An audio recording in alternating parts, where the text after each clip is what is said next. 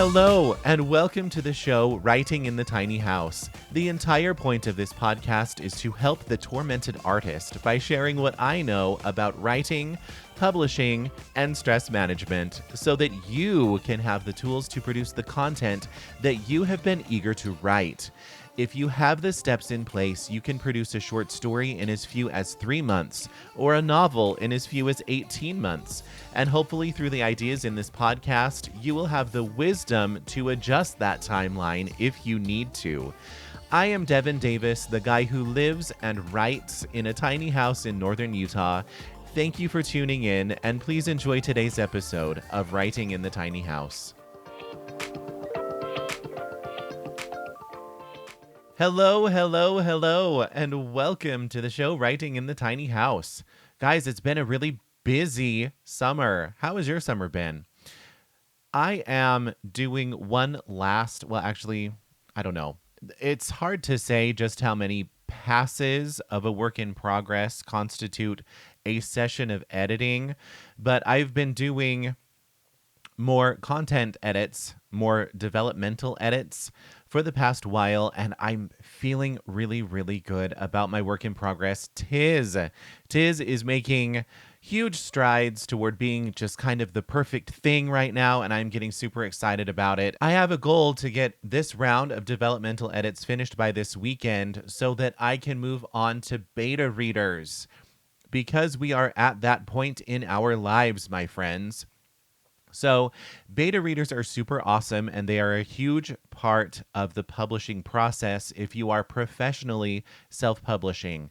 So just really quickly, if you already know what a beta reader is and you want to be a part of my beta reading team, please reach out to me on social media. On Instagram, I'm at author Devin Davis, and on Twitter, I'm at author Devin D, and I will hook you up that way. If you don't know what a beta reader is a person who reads a work in progress pretty casually as you would read anything else that you are reading for entertainment, and then simply shares in some way their experience with the author or whoever is doing the edits for the work that they are involved with. What that looks like, so all of that is well and good, but this is kind of what the process looks like. Just because we're all busy, we all have a lot to do, and a lot of people say, oh, I would love to beta read, but they don't fully understand the importance that they are playing in the process.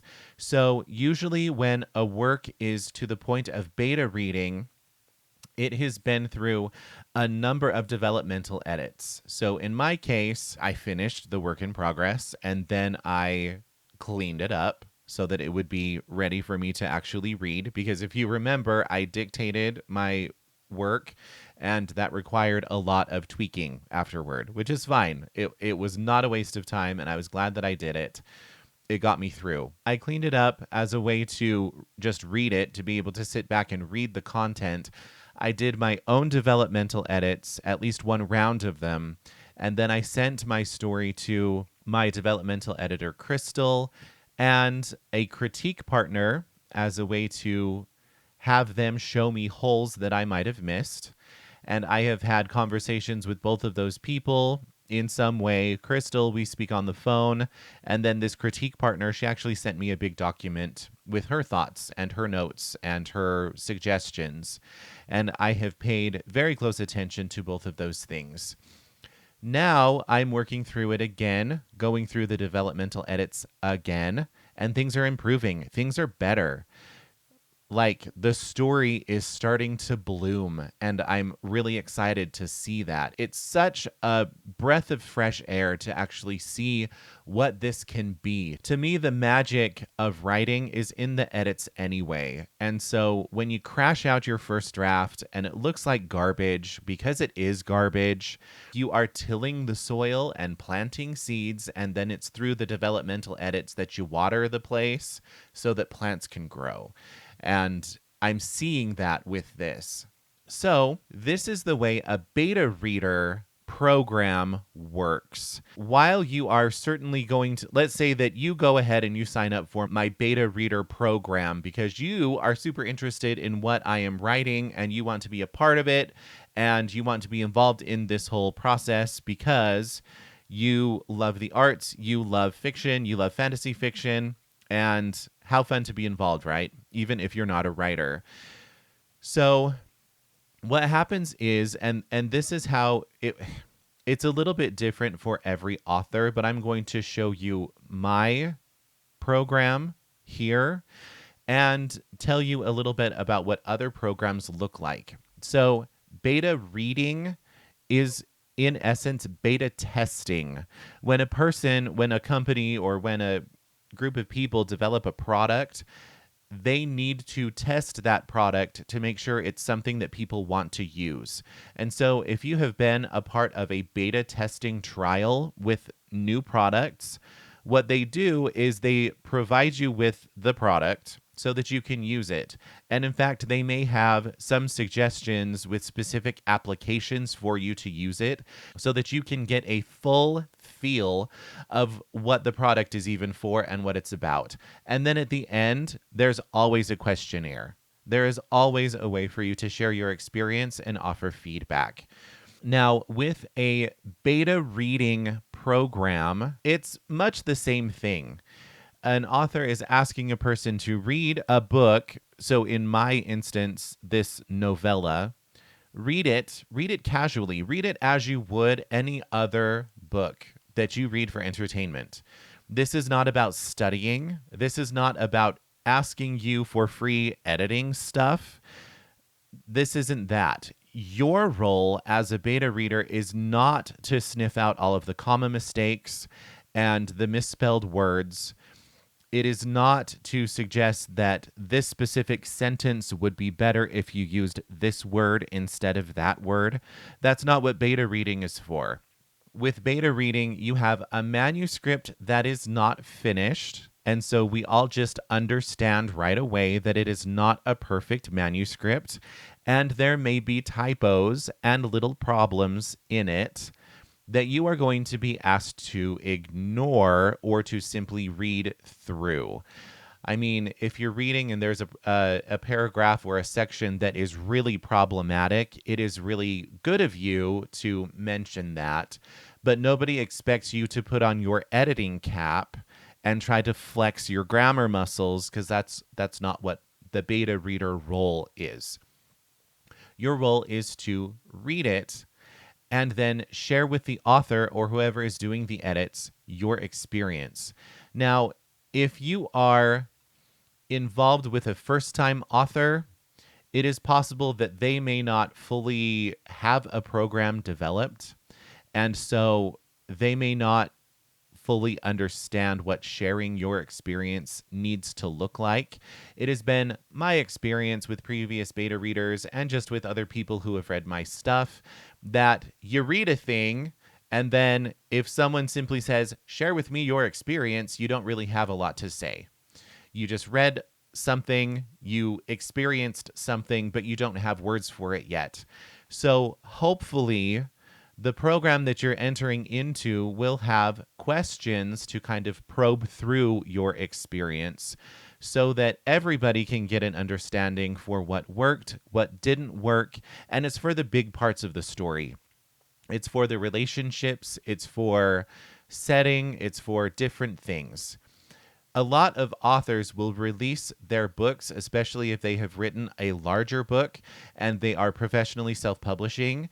They will release their book in sections to their beta readers so that they can have conversations afresh with each section of the book, and they can gauge how each section of the book is doing, instead of throwing this huge manuscript at somebody and expect them to read it and remember everything as they go through it. So because Tis is a novella, it's already a shorter document and there's no need for me to release it in sections. But oftentimes the author will say, here's the first section or maybe the first chapter. And then if they are prepared and they know what they're doing, they will have questions ready already for you to respond to. Questions about how you felt, if there was tension in that specific chapter, if it was working for you, if the love story is happening in a good way, just whatever the content is. If they know what they are doing, they will ask specific questions and they'll have that ready for you to respond. And usually they will ask you to respond in a timely manner. Sometimes it can be a texting conversation. If it's somebody that you know on a more personal level, it can be a phone call. It can be something like Marco Polo. I don't know if you know what that app is, but it's basically video chatting or writing letters, but it's video. That's how I feel that it is anyway. And you can go through and respond to those questions. It is important for you to be thorough, and it's important for you to be a little bit long-winded. Super short answers to these questions are certainly helpful, but elaborating on what you mean by those answers is always more useful, even if you err on the side of sharing too much. So sharing all the things, even if you feel all the things is kind of a lot to get through, is very, very beneficial to a person who is gauging the content of their story.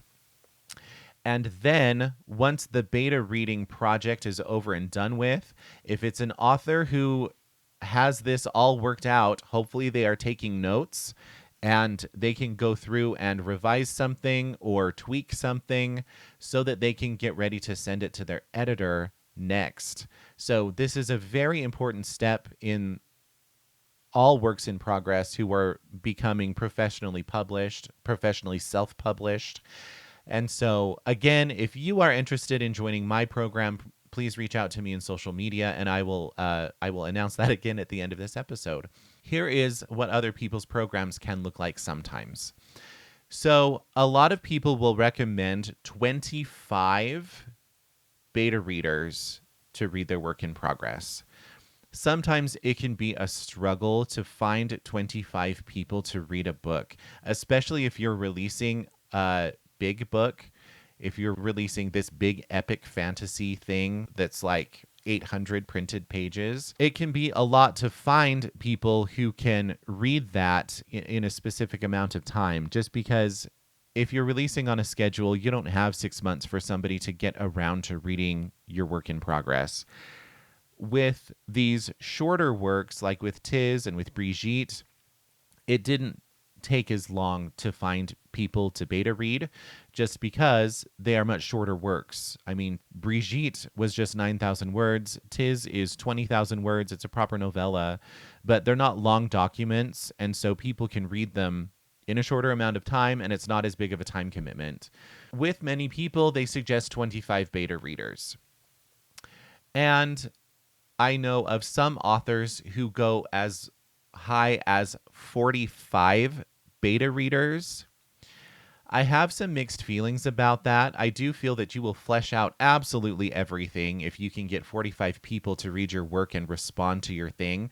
I also know that keeping notes on everybody's thoughts would be pretty tedious, and a lot of people would end up sharing the same things over and over again. And if you want to endure that 45 times, then that's fine.